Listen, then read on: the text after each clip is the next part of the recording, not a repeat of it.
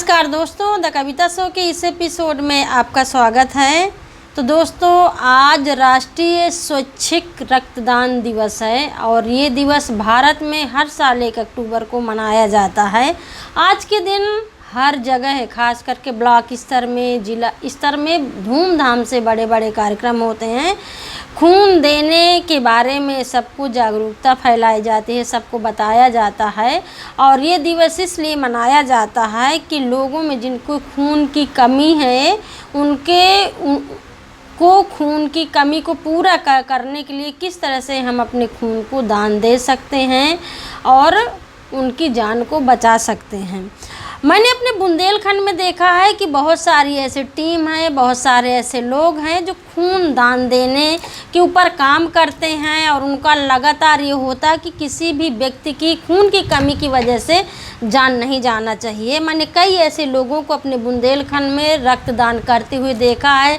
Social media में उनकी मैंने चर्चाएं सुनी हैं और उनका खून देते हुए फ़ोटो भी वायरल हुई हैं और मुझे बहुत अच्छा लगता है ये देख करके, ये सुन करके। एक तरह से सुकून महसूस होता है, क्योंकि खून शब्द जब आता है ना तो बहुत बड़ा ये चीज़ है। कहते हैं ना, खून है तो सब कुछ है।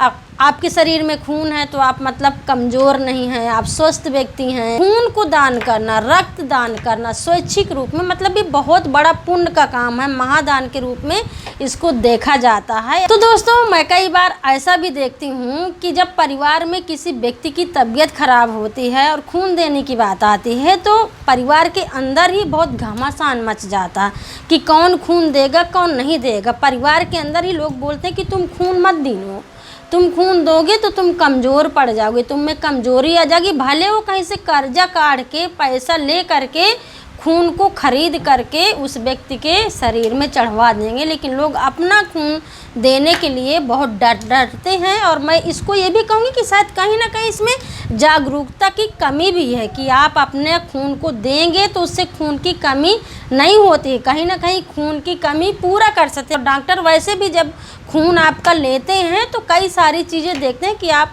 खून दान दे सकते हो कि नहीं दे सकते हो। तो चाहे गांव का व्यक्ति हो, चाहे शहर का व्यक्ति हो, खून देना चाहिए। ये मैं कहना चाहती हूँ जागरूकता के रूप में। और जो भी टीमें हैं स्वास्थ्य विभाग की या जो इस तरह का प्रोग्राम चलाते हैं, जो लोगों को प्रोत्साहित करते हैं, मैं तो चाहती हूँ कि ग्रामीण स्तर पर भी इस तरह की आवाज़ को जाना चाहिए।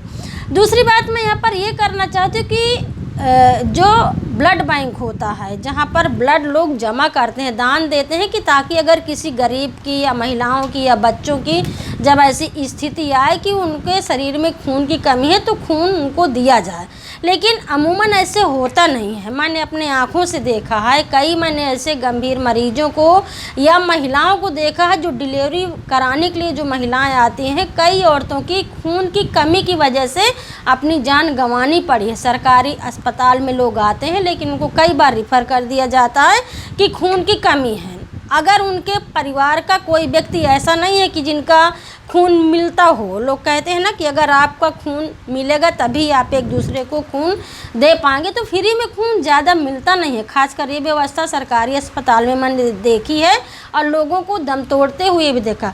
दूसरी तरफ मैंने ये भी देखा है कि ऐसे लोगों को खून, जो दान दिया हुआ खून बड़ी आसानी से मिल जाता है, जिनकी पहुंच है, जो पैसे वाले हैं, जो अमीर लोग हैं, जो शहरी लोग हैं।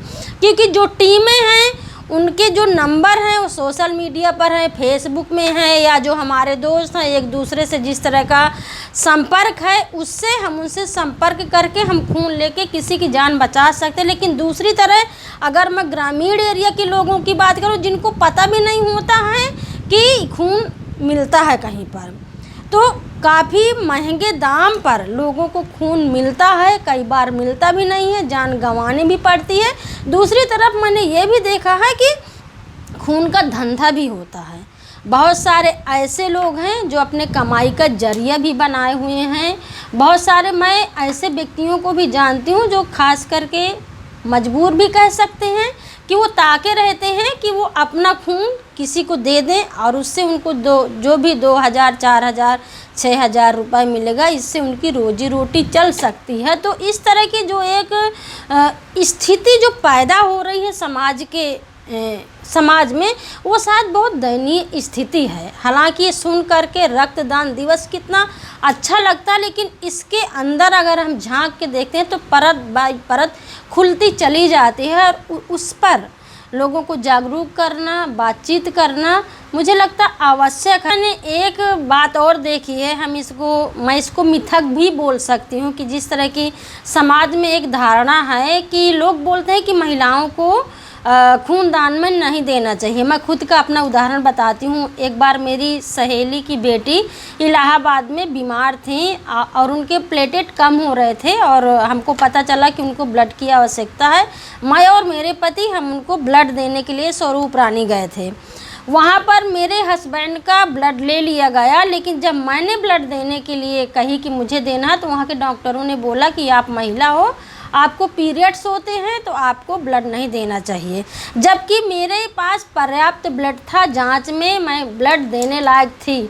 तो कुछ इस तरह की जो मिथक है जो समाज में है, क्योंकि जो खून दान देता है वो एक तरह से महान व्यक्ति तो है, लेकिन मुझे लगता है कि जो कमज़ोर करने वाली बात है, इसको भी जागरूकता के तौर पर हमें बोलना चाहिए। हमें महिलाओं के लिए भी प्रेरित करना चाहिए, प्रोत्साहित करना चाहिए, उनका भी शुक्रिया अदा करते हुए बोलना चाहिए कि लड़कियां, महिलाएं भी खून दे सकती हैं, ताकि उनके शरीर में भी नया खून बने और उनको भी समाज में आगे आए। मैं ये नहीं कहूँगी कि एकदम से महिलाएं नहीं देती हैं। मैंने कई ऐसे महिलाओं को, लड़कियों को देखा है जो खास करके समाज का आईना है, जो राजनीतिक पार्टियों से है, जो समाज में कुछ काम कर रही हैं, वो अपना ब्लड देते हैं, खुद में जाते हैं, लेकिन इसको और भी बढ़ाने की ज़रूरत है। और अगर आपको इस एपिसोड की चर्चा आप लोगों को पसंद आई हो तो आप अपने दोस्तों के साथ में शेयर करिए। अगर आपके कुछ सुझाव हैं, राय हैं, तो आप कमेंट बॉक्स में जा कर के कमेंट ज़रूर करिए। और किस तरह की चर्चा को आप सुनना चाहते हैं, आप ज़रूर से मेरे साथ में शेयर कर सकते हैं। तो दोस्तों, इस बार के एपिसोड में इतना ही। अगले एपिसोड में मैं फिर मिलूँगी कुछ करारी बातों के साथ में। तब तक के लिए दीजिए इजाज़त। नमस्कार। खबर लहरिया, आपकी खबर आपकी भाषा।